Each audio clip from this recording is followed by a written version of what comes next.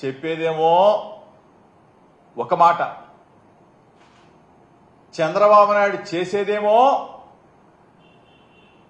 చంద్రబాబు నాయుడు చెప్తాడు, తీపి తీపి కబుర్లు చెప్తాడు.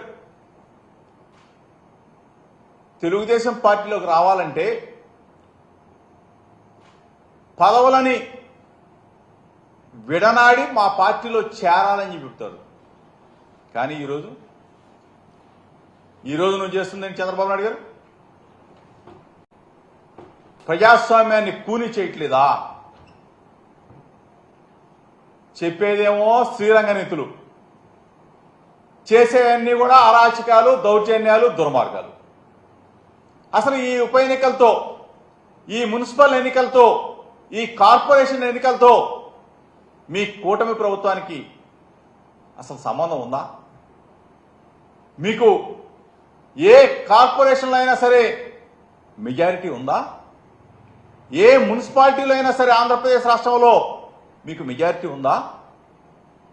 అసలు కార్పొరేటర్లు లేరు, కౌన్సిలర్లు లేరు.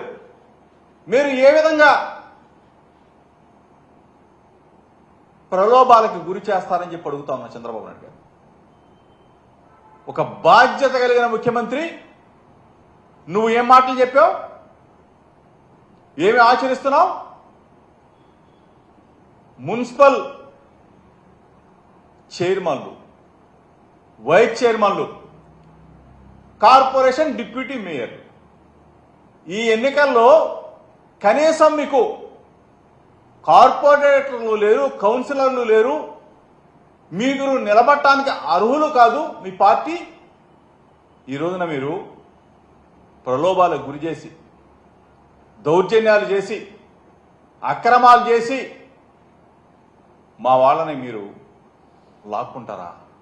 దౌర్జన్యం చేస్తారా? అసలు చీప్గా లేదా మీకు? ఏదో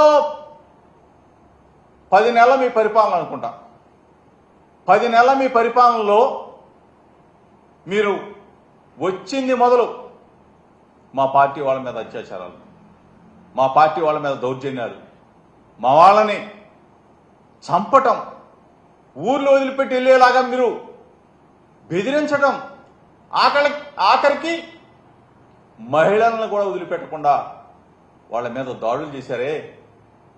ఈరోజు స్వయంగా తిరుమల తిరుపతి అనగానే అందరూ కూడా పవిత్రత, ఒక భక్తి. అటువంటి తిరుమల తిరుపతిలో ఏ విధంగా దౌర్జన్యాలు చేస్తారా? కొడతారా? బస్సులో మా కార్పొరేట్లు వెళ్తా ఉంటే బస్సు మీద దాడి చేస్తారా? హింసకు గురి చేస్తారా?